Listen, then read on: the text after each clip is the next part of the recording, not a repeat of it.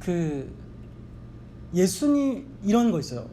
예수님한테 기도를 많이 했고 예수님 진짜 사랑하는데 왜 나는 성적이 안 오르지? 이런 거 있을 수 있어요.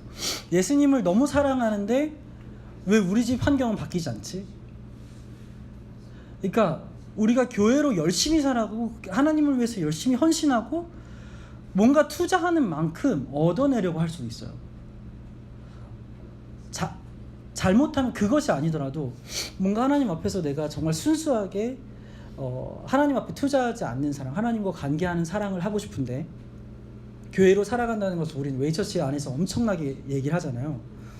우리 교회로 살아갑시다, 뭐 고비더 철치 합시다, 막 이렇게 계속 얘기를 하는데 그럼 그거 할 때 우리가 뭘 기대하냐는 거죠. 이거를 좀 우리가 머릿속에서 나는 뭘 기대했지? 지난주에 오늘 올 때까지 뭘 기대했지? 이렇게 머릿속에 좀 띄워놓고 말씀으로 들어가면 좋을 것 같아요. 교회로서의 사명이 이걸 잘못 사용하면은 교회 헌신해야지, 찬양팀 열심히 해야지, PPT 열심히 하면 하나님이 기뻐하실 거야, 이런 개념으로 나갈 수 있잖아요. 근데 그것도 과연 맞는 건지 생각을 해봐야 돼요. 예를 들어서 저는 주일학교 사역을 했었어요. 근데 쉽게 우리가 실수할 수 있는 게 이거예요. 예배 늦으면 하나님이 싫어해요.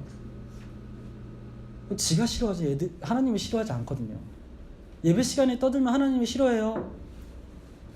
왜 하나님이 싫어할까요? 예수님 믿는 것만으로도 하나님은 너무 기뻐서 온 만물이 찬양하게 하실걸요. 그러니까 그런 개념들을 좀 전환했으면 좋겠어요. 본문으로 들어가 볼게요.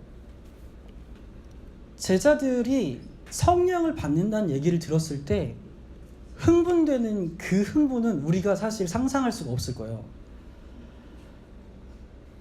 지난주에 봤지만 4절에서 예루살렘을 떠나지 말고 아버지께서 약속하신 것을 기다려 라고 말씀하시잖아요.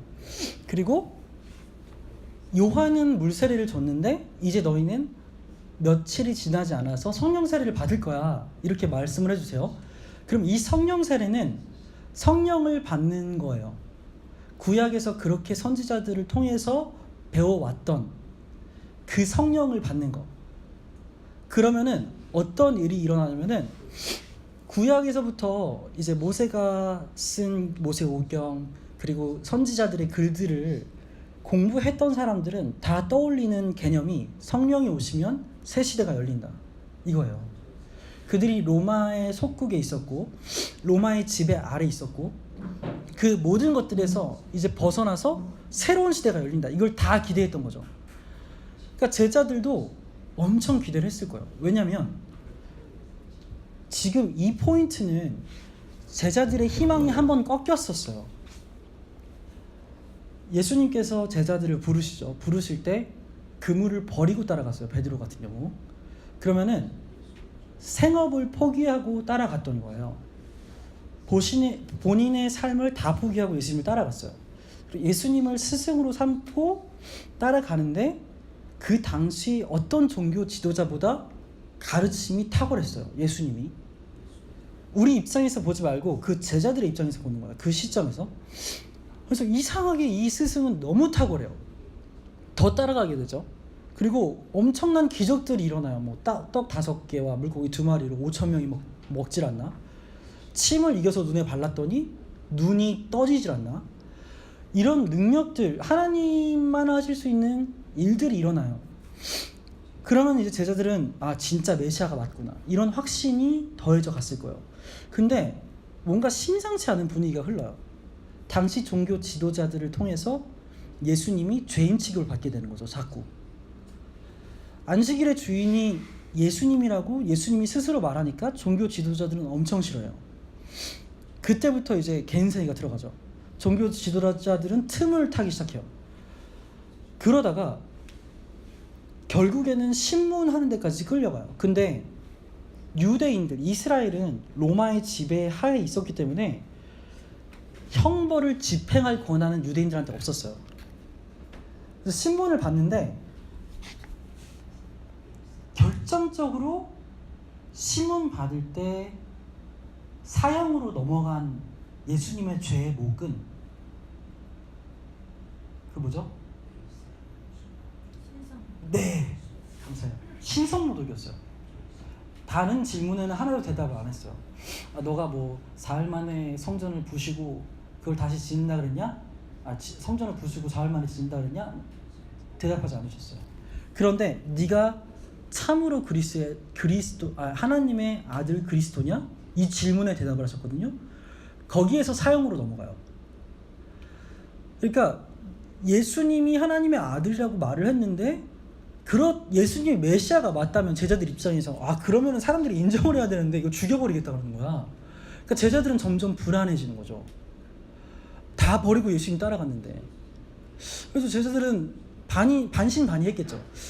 예수님이 끌려가서 뭔가 일이 일어날래나? 끌려갔는데 채찍에 맞기 시작했어요. 채찍에 맞다가 무슨 일이 일어날래나? 근데 피가 엄청 많이 나고 심각해져요. 뭔가 멋있는 기적은 일어날 것 같지 않아. 채찍을 다 맞고 나서 십자가를 끌고 골고다까지 가시죠. 골고다 언덕까지 가요. 그럼 십자가를 끌고 가다가 뭔가 일이 일어나려나? 메시아가 드러나려나? 일어나지 않아요. 그리고 결국에는 하다가 보니까 십자가에 못이 박히는 거예요. 쩌렁쩌렁하게 망치 소리가 났겠죠. 누구도 그거를 못 듣거나 알아채지 못했을 거예요. 왜냐면은 당시에 가장 악질인 사람들이 받는 형벌이었으니까요. 그리고 예수님은 채찍에 맞기 전부터 옷을 다 벗고 있었어요. 십자가를 끌고 갈 때도 다 벗고 있었죠. 내가 모든 삶을 다 버리고 따랐던 그 선생님이, 그 스승, 그 메시아라고 믿었던 사람이 빨개 벗고 그 수치를 당하는데 제자들의 마음은 어땠을까요? 무슨 생각을 했을까? 이걸 우리가 반드시 생각을 해봐야 돼요. 십자가의 못이 다 박히고 나서 제자들은 계속 기다렸겠죠. 메시아 맞잖아요. 예수님 메시아잖아요. 하나님의 아들 맞잖아요. 속으로 얼마나 되새겼을까요? 이 십자가가 누워서 십자가 눕힌 상태로 못이 박혀요. 그리고서 여러 명이 끈을 달아서 십자가를 세우죠. 그 광경, 최고의 악질 두 명의 강도와 가운데 예수님이 십자가로 서 있을 때 그 광경, 그 처참함, 제자들에게 엄청나게 처참함으로 다가왔을 거예요. 내가 믿었던 건 뭐지? 그럼 예수님이 이제 좀 천사를 불러서 뭔가 일을 하시려나? 계속 했을 거예요. 그 기대를. 근데 험하게 죽어버리신 거죠. 그게 십자가의 죽으심이었어요. 우리가 보기에는 되게 막 십자가의 죽음을 찬양할 수 있지만 당시 제자들 입장에서는 진짜 심각한 일이었어요. 왜냐면은 메시아라고 믿었던 사람이 죽어버렸거든요. 완전 절망이죠. 베드로는 막 다 울 때 계속 부인하고 도망가고 결국엔 예수님 십자가 사건이 죽으실 때 근처에도 못 갔을 거예요. 다 제자들은 그 비참함 속에 빠져버렸어요. 그러다가 부활하신 예수님을 만나게 되는 거죠. 그것이 오늘 본문의 상황이에요. 거기뿐만 아니라 부활하신 그 예수님이 말씀하시는 것이 이제 성령을 너네가 받을 거야. 그러면은 제자들은 어느 때보다 신이 날 거예요. 확신이 가득 차고 이제 됐다. 예수님 죽음을 이겼다. 이거보다 높을 수 없다. 다 끝났어. 새로운 시대 우리가 경험하는 거야. 이 마인드에 있는 거죠. 역시 예수님 내가 진짜 사랑할 분이야. 이 결단이 계속 일어날 거예요. 마치 우리가 어떤 부흥회나 어떤 집회나 하나님과 관계가 있을 때 신날 때가 있는 것처럼 어떤 우리가 하나님 안에서의 관계 속에서 카타르시스를 느꼈을 때처럼 제자들이 지금 그 상태일 거예요. 근데 제자들이 바라는 것을 내비쳐요. 누가가 그것을 되게 재미있게 기록해요. 당시에 새 영이 오는 것, 그리고 성령이 오는 것은 새로운 시대, 새로운 나라가 있을 거라고 계속 선지자들을 통해서 말을 했어요. 예레미야도 보면은 장차 한 왕이 나와서 공의로 통치할 거야. 통치자들이 공평으로 다스릴 거야. 이스라엘 백성들은 계속 치였죠. 다른 나라들 사이에서 계속 치이다가 결국에 다윗 왕이 나라 모양으로 엄청 좀 삐까뻔쩍하게 나라 모양이 됐었는데, 그리고 솔로몬으로 넘어가면서 성전이 너무 화려하게 어떤 나라보다 화려한 성전을 갖게 됐는데 결국엔 멸망해요. 그리고 나서는 계속 나그네 생활이에요. 포로기죠. 그래서 그 이스라엘 백성들한테 나라 개념은 엄청나게 갈급했어요. 독립하는 건 너무너무 중요한 일이었어요. 그렇게 오래 기다렸던 일인데 아직 일어나지 않았고, 우린 약속을 분명히 받았고 선지자들도 기다리라고 하는데 아직 우리는 포로기야. 그러다 결국 예수님이 오셨는데도 로마의 지배를 받고 있었던 거죠.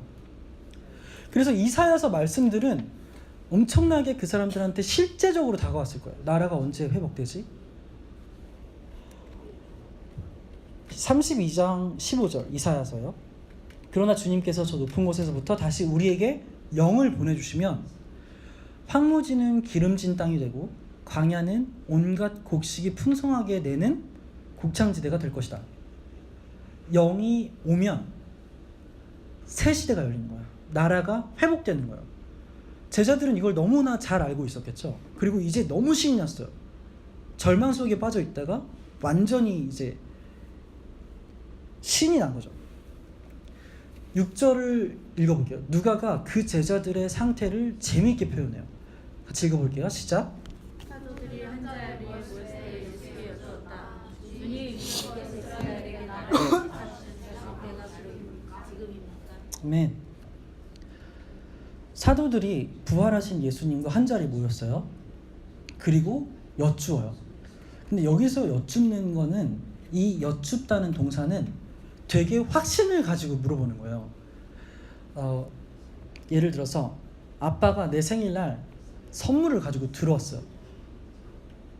보이게 신나게 내밀면서 들어오셨어. 그러면은 누가 봐도 내 생일 선물이잖아요. 근데 아빠가 정말 이상한 아빠라 가지고 막 내 생일날 선물을 들고 들어와서 나한테 내미는데 그게 선물이 아닐 수는 없을 거 아니에요. 그래서 아이 입장에서는 아빠한테 물어보는 거죠. 그 선물 제 거예요? 라고 물어보는 거예요. 이거는 내 건 거 아는 거예요. 그 선물 제 거예요? 라고 물어보는 거는 신이 나서 확신 속에서 이거 내 거 맞아 라고 물어보는 거거든요. 지금 그거예요. 제자들이 물어보는 이 질문은 예수님 지금이에요? 다 준비됐잖아요. 빨리! 이런 느낌인 거죠. 근데 제자들이 쓰는 용어들 잘 보면은 이스라엘 나라를 되찾아 주실 때가 바로 지금입니까? 라고 물어봤어요. 개역개정에는 회복하실 때가 이때니까, 여기서 되찾다, 회복하다 라는 이 단어는 굉장히 정치적이고 민족적인 개념이에요. 그래서 이것이 어떤 하나님의 사랑이 회복되거나 그런 개념이 아니라 진짜 이 이스라엘 나라, 가시적인 이 영토가 독립적으로 회복될 거가 이때예요? 라고 강하게 물어보는 거죠. 그리고 제자들은 급해요. 지금 그게 일어나야 된다는 거죠. 그리고 그렇게 확신하고 있는 거예요. 근데 완전 핀트가 나갔어요. 성령님을 보내주시는 것, 그리고 그렇게 예수님이 행하고 가르치셨던 그 예수님의 활동, 누가가 특별하게 예수님의 활동이라고 명명해서 표현을 하잖아요. 그 예수님의 활동을 완전히 오해한 거죠. 예수님이 왕이 되시고 우리는 그 아래서 권력을 가질 수 있고, 그 시스템을 원했던 거예요. 그 나라를 원했어요. 그러면은 우리는 뭘 원하냐는 거예요. 더 교회다워지고 싶어지고, 더 하나님을 사랑하고 싶어 하고, 더 하나님을 예배하고 싶어요. 우리 다 그렇죠. 그렇기 때문에 여기까지 모였어요. 그러면은 그 내면에 뭐가 있냐는 거죠. 제자들한테는 자신의 안정, 성공, 높은 자리, 이 세상 속에서 우러러 보여지는 그 자리들이 있었던 거예요. 이거를 볼 때 제자들 앞에서 우리가 내세울 것이 사실 많이 없어요. 왜냐면은 성령을 이해하는 그 이해 정도나 성령을 원했던 갈급함이 제자랑 우리랑 비교할 수 없어요. 우린 성령을 원했던 적이 없어요, 사실. 그냥 복음을 듣고 예수님 믿게 된 거지. 전부터 야, 예수님 믿게 되면 성령이 너한테 임해가지고 이런 일이 생길 거야. 이런 것들을 우리 할아버지 때부터 들어오거나 그러진 않았잖아요. 근데 제자들은 계속 들어갔던 거예요. 그리고 당연히 그쪽으로 갈 수밖에 없는 상황이었고요. 그래서 제자들은 적어도 성령을 진짜 기다렸어요. 다시 그러면 우리한테 질문해 봤을 때 우리는 성령을 원하냐는 거예요. 그리고 그 성령이 뭐냐는 거죠. 제자들이 성령을 원했던 것은 반드시 새 시대 그 약속을 기다렸어요. 그럼 우리는 성령을 통해서 뭘 하고 싶어 하냐는 거예요. 성령 받은 거를 좀 우리가 누리고 싶긴 하냐는 거죠. 교회로 살고 싶다고 말은 하는데 성령 받은 거에 대한 원함이나 누리기 원하는 마음, 더 풍성하게 성령으로 충만해지고 싶은 마음이 없다면 우린 돌아봐야 돼요. 교회로 살고 싶다는 게 진짜인지. 되게 중요한 문제죠. 예수님이 대답을 해주세요. 같이 읽어볼게요. 시작.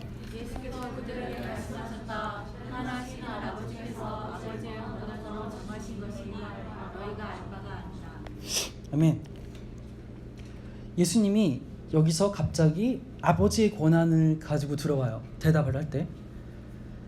때나 시기는 예수님 아들인 내가 아니라 아버지께서 알아서 하실 일이야.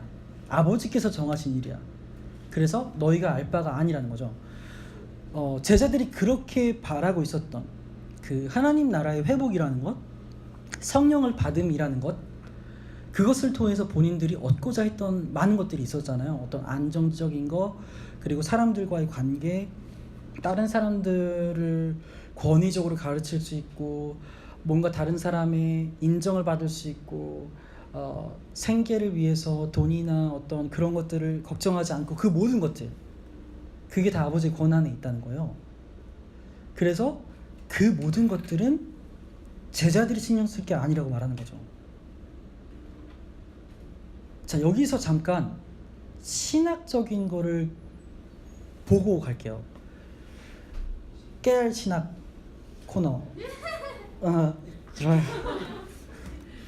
하나님의 속성이라는 게 있어요.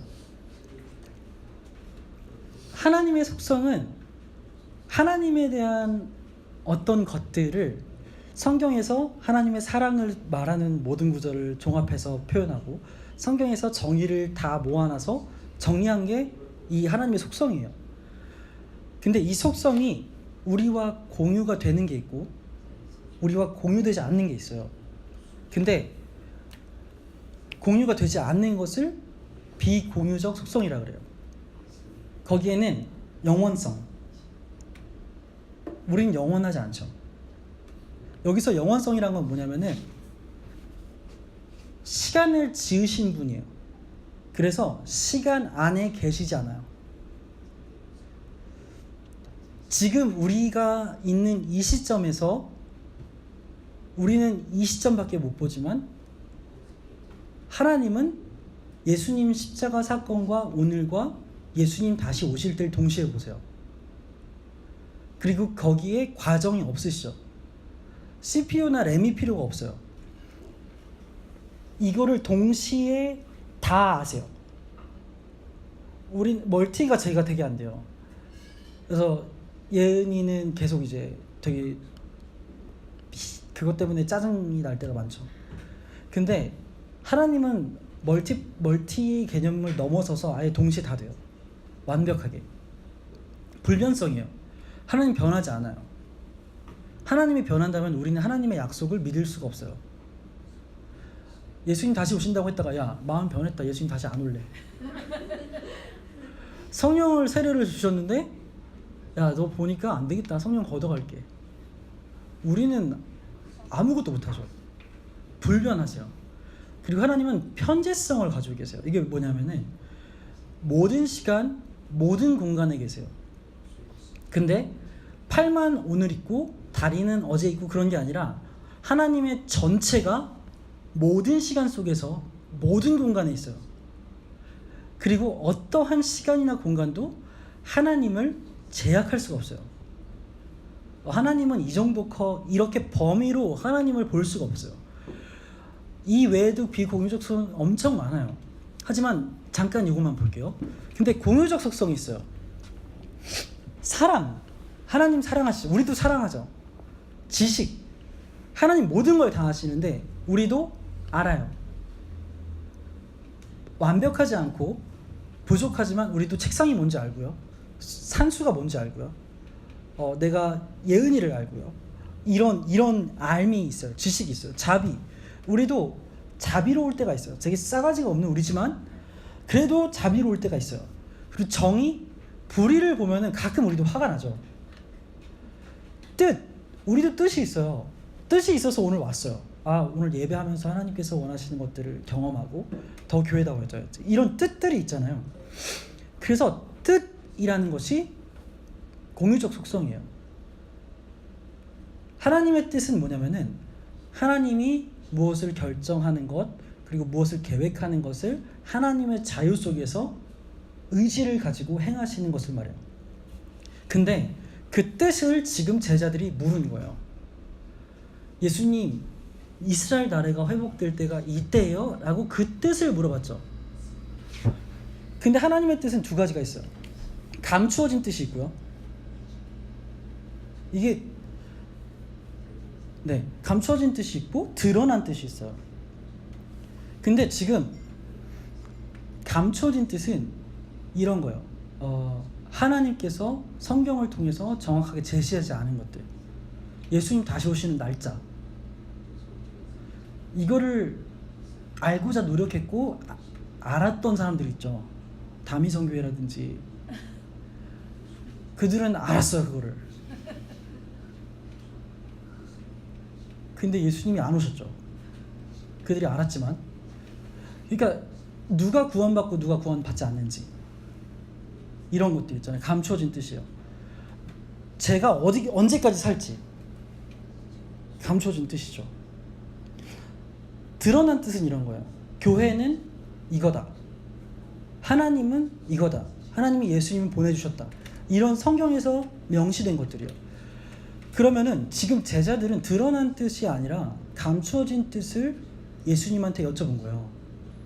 근데 그 감추어진 뜻에 포함된 것은 이스라엘의 국가, 영토적인 개념에서 언제 독립하냐를 포함해서 제자들의 생계도 포함되어 있었어요. 제자들이 안정적이고 싶고 제자들이 어떻게 가야 본인들이 먹고 살지, 어떻게 가야 이 세상에서 높아질지, 그것이 감춰진 뜻 안에 있다는 거예요. 근데 예수님은 그거 아버지의 권한에 있고 아버지께서 정한 거고 너네는 알 바 아니야 라고 말을 하는 거죠. 제자들은 이거예요. 자꾸 감추어진 뜻에 초점을 맞추면 어떻게 되냐면은 오늘에 집중을 못해요. 예수님 언제 오시지? 다미선교회라든지 어떤 그 날짜를 정해놓거나 그렇게 감추어진 뜻에 집중을 하게 되면은 오늘은 없어요. 가족도 없어요. 그래서 많은 이단들이 어떤 때를 집중해서 가거든요. 새 나라와 새 땅이 이 땅에 임할 때, 그때를 위해서 오늘은 중요하지 않아요. 가족이 별로 안 중요해요. 왜냐면 그때가 나한테 있으니까 이거 필요 없는 거죠. 이런 식으로 돼요. 근데 예수님이 말씀하시는 건 뭐냐면은 그거 아버지의 권한에 맡겨놓고, 감춰진 뜻은 아버지의 권한에 맡겨놓고 너네는 이렇게 살아. 그러면서 8절 주시는 거예요. 같이 읽어볼까요? 시작. 그러나 성령이 너희에게 내리시면 너희는 능력을 받고 예루살렘과 온 유대와 사마리아에서 그리고 마침내 땅 끝에까지 이르러 내 증인이 될 것이다. 아멘. 예수님은 야 그런 거 너네가 걱정하고 있는 거 있잖아. 너네가 바라는 거 아버지 권한에 있고 너네가 알 바 아니야. 근데 너네는 이거에 집중해. 그러면서 성령이 임하는 것을 다시 말씀하시면서 임했을 때 너네가 어떻게 되는지, 어떤 정체성을 갖게 되는지를 말하는 거죠. 그게 8절에서 말하는 거예요. 근데 감추어진 뜻에 집중을 할 때, 만약에 우리가 힐하우스가 있잖아요. 힐하우스가 어떻게 부흥하지? 어떻게 힐하우스가 더 건강해지지? 이런 어떤 우리 어떤 시점을 알 수 없고 그런 거에 너무 과도하게 집중하면 오늘 우리가 사랑해야 될 관계를 보지 못할 수도 있어요. 이게 성경에서 계속해서 드러나는 실수 중에 하나예요. 다미성교회나 어떤 뭐 신옥주라든지 뭐 그런 특정한 기관들을 보면 이 삶을 포기하고 미래에 있을 어떤 일을 위해서 투자를 해요. 그것이 감추어진 뜻에 집중할 때예요.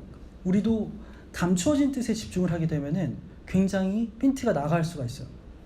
근데 예수님이 말씀하시는 너네가 집중해야 될 것은 뭐냐면은 성령이 너에게 내리시면 이라고 빡 때리고 가세요. 근데 이게 너무 짧은 표현이지만 엄청난 거예요. 성령이 임하시면 이라는 것은 하나님이 사랑하신다 라는 의미와 같아요. 웨인 그루뎀이라는 사람은 하나님이 사랑, 그 하나님의 공유적 속성 중에 사랑이 있었잖아요. 그걸 어떻게 정의하냐면은 하나님이 자기 자신을 영원히 주시는 행위라 그래요. 다시 말하면 사랑이라는 것은, 하나님의 사랑이라는 것은 하나님께서 자기 자신을 영원히 주시는 거예요. 그러면 그 사랑을 받은 교회가 하는 사랑은 뭐냐면 우리가 우리 자신을 영원히 내어주는 거예요. 그게 우리가 지향해야 할 사랑이에요. 그리고 이 사랑은 굉장히 세상의 사랑과 구별되죠. 우리가 쉽게 생각하는 연애 때 사랑한다, 내가 널 깊게 사랑해, 내가 너를 뜨겁게 사랑해, 뭐 이런 사랑이라는 표현 안에 반드시 이 개념으로 가야 돼요. 교회라면, 성령을 받았다면. 그래서 성령을 주시기 위해서 하나님이 하신 모든 일들이 이 성령을 너네에게 준다, 성령이 너네에게 내리면, 임하면 이라는 표현에 다 담겨 있는 거예요. 하나님께서 성령을 주시기 위해서 어떤 일을 하셨냐면요, 아들을, 구약의 그 많은 일들을 다 제껴놓고서 예수님을 보자면 아들을 보내셨잖아요. 그럼 뭐 아들이 이 땅에 오셔서 우리의 모든 죄, 나의 과거와 현재와 미래의 모든 죄의 형벌, 그 죄 때문에 받아야 되는 벌을 십자가에서 다 받으셨어요. 누구에게 받았게요? 그 형벌을 누구한테 받았게요? 십자가에서 모든 형벌을 다 받으셨는데 그 형벌을 누구한테 받았게요? 로마 군인들한테 받은 게 아니죠. 로마 나라로부터 그 형벌을 받은 게 아니에요. 하나님한테 받았어요. 이 개념이 진짜 중요해요. 우리 죄를 대신해서 벌을 받으셨잖아요. 예수님이 그 죄의 대가를 받으셨단 말이에요. 누구한테 받았냐면 로마 군인들한테 받지 않았어요. 빌라도한테 받지 않았어요. 정치인들한테 받지 않았고 하나님한테 벌 받은 거예요. 그래서 엘리 라마 사박단이라고 말하는 그 나의 하나님 어찌하여 나를 버리십니까? 라는 고백은 하나님한테 버림 받았기 때문에 하신 거예요. 그냥 퍼포먼스가 아니고요. 나의 아버지라고 부르시던 그 예수님께서 그때는 나의 하나님이라고 불러요. 버림받았기 때문이에요. 그게 엄청 중요해요. 그 복음의 핵심이 엄청 중요해요. 예수님을 누가 죽였을까요?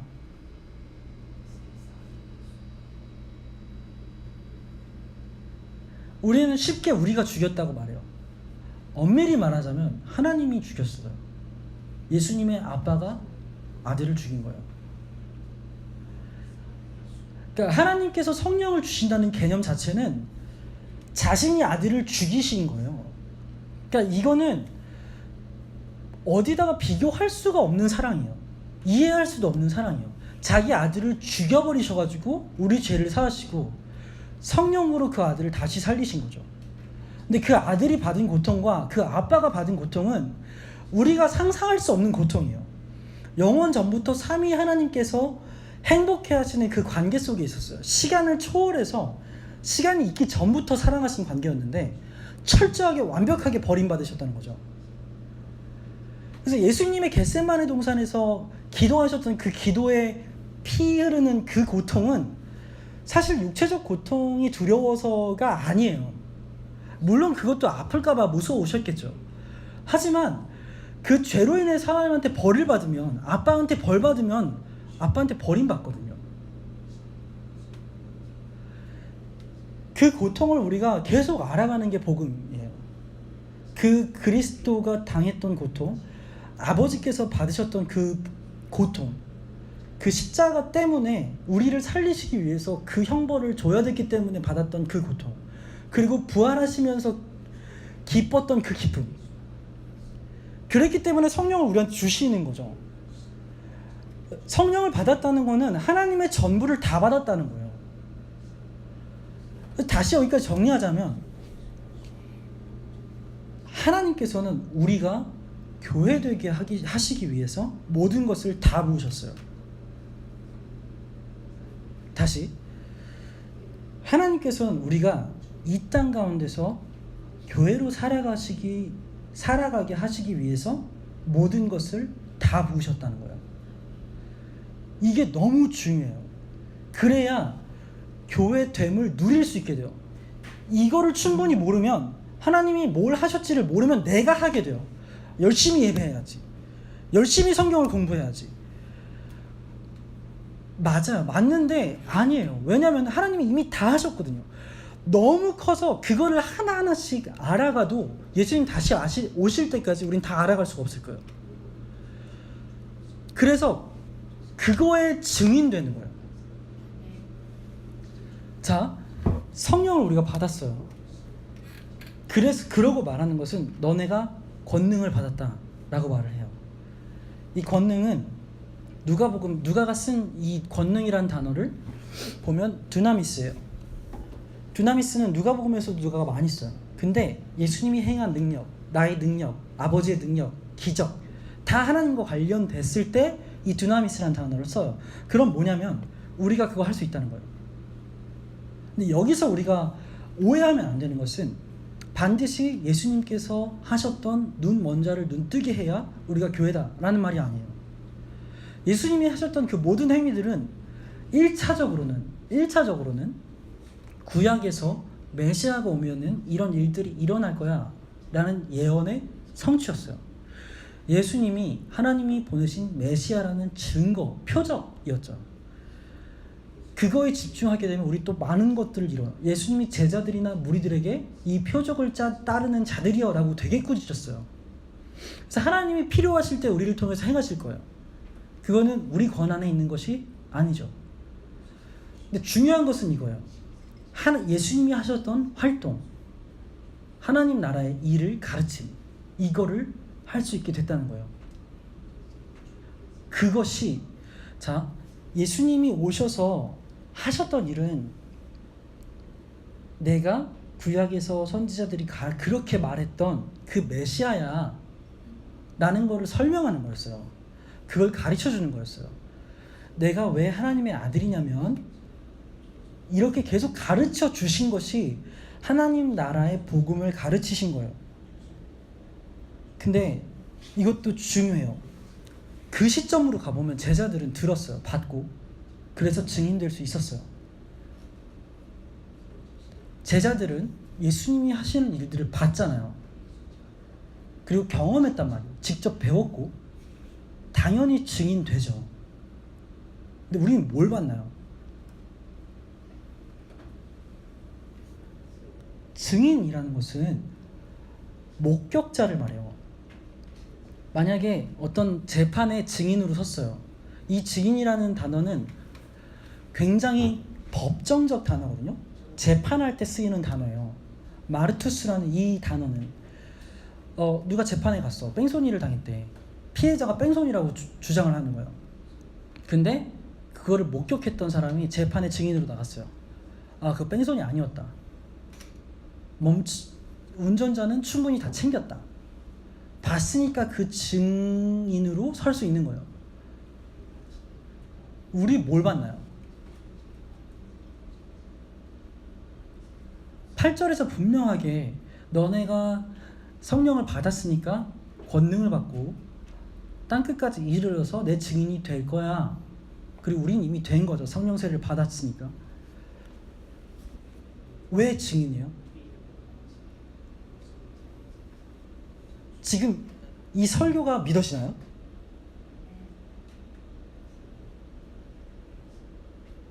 우리는 성경을 통해서 안 것을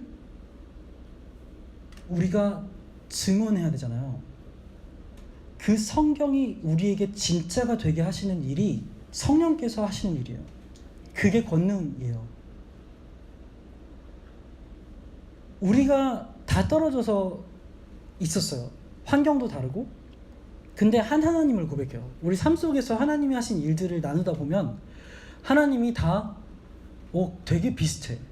하나님이 하신 일들, 하나님의 속성들, 성품들이 다 비슷해요. 그 하나님을 말하죠. 그리고 말씀을 봤어요. 근데 그 말씀이 나한테 진짜 믿어지는 거예요. 미쳤다고 이걸 믿으니까 이거를 어떻게 믿어요? 몇백 년 전의 언어를 가지고 우리가 이렇게 막 프레젠테이션을 하면서 이걸 왜 믿어? 이걸 성령께서 하시는 일이에요. 그래서 우리는 십자가 사건, 선지자들이 가르쳤던 일, 모세가 했던 모든 일들, 하나님이 이스라엘 백성에게 했던 일들의 목격자가 되는 거예요. 그게 성령이 하시는 일이에요. 우리가 그래서 성경을 봐야 돼요. 목격자가 되려면 다른 방법이 없어요. 뭘 목격할 건데요? 그래서 우리가 성경을 보는 게 중요해요. 단순히 일요일 예배 왔어. 일요일 예배 2시간을 가지고 내가 증인이 될 수 있다고 말해. 사실 어떻게 보면은 굉장히 어려운 일이에요. 물론 마지막 날 예수님이 다시 오신 날 봐야 알 일이겠지만 증인으로 살아가고 있을까요?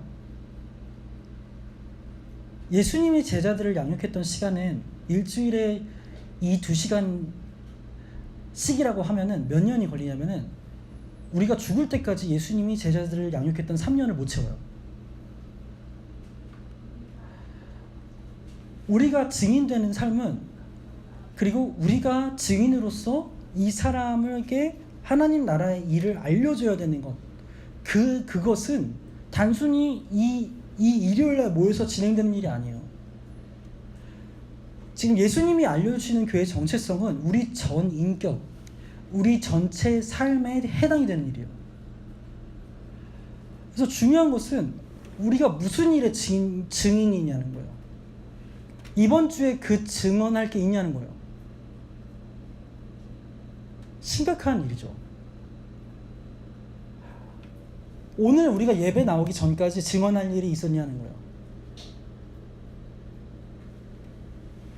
하나님과의 관계 속에서 하나님과 동행한다고 말을 하면서 우리가 너무 편하게 있을 수도 있어요.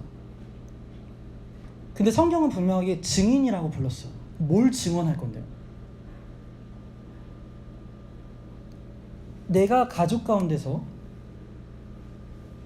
부모님이 날 볼 때 교회를 볼 수 있나요? 내 주변에 있는 사람들이 나를 볼 때 하나님의 속성을 볼 수 있나요? 이런 것들이 중요한 거예요. 증인되는 삶. 내가 알고 있는 정말 완벽하진 않지만 하나님께서 여태까지 차근차근 알려주신 그 하나님을 향한 지식들이 있잖아요. 하나님 나라는 이런 것이고 교회는 이런 것이고, 그런 것들이 잘 가르쳐질 수 있나요? 완벽하게 신학자처럼 하라는 게 아니에요. 내가 알고 있는 것대로, 그 수준대로. 7살이면 7살대로, 박사면은 박사대로 가지고 있는 그 수준대로 그거를 정말 증언할 수 있냐는 거예요. 잘 안 되면 계속 성령을 구해야겠죠. 성령님께 도와달라고 구해야겠죠. 성령님은 교회가 교회되게 하는 영이에요.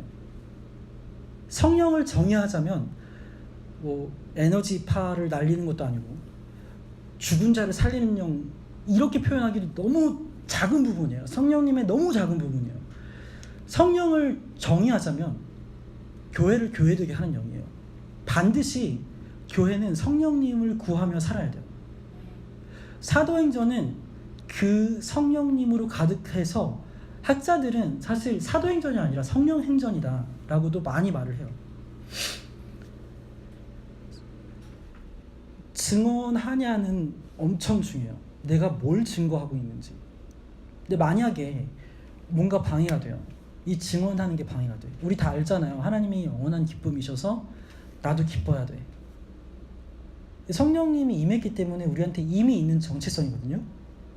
근데 우리가 그렇게 살아본 적이 없어요.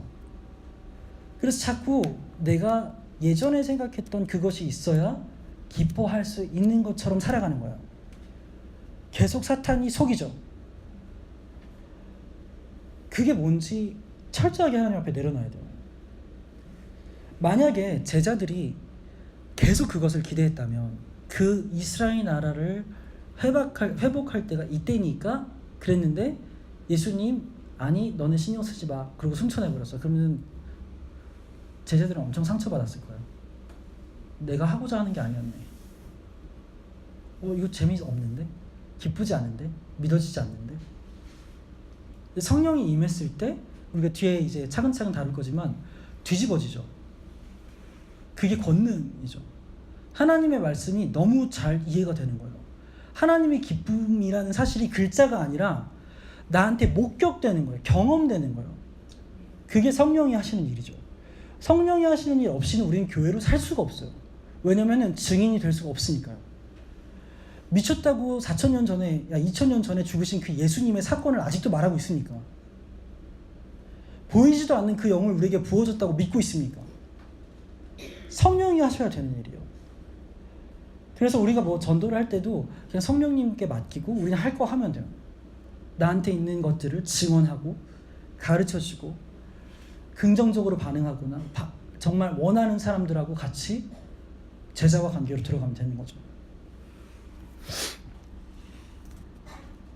이 사도행전 1장 8절은 우리가 성경을 조금 더 넓게 보자면 창세기 1장 28절하고 너무 닮아 있어요.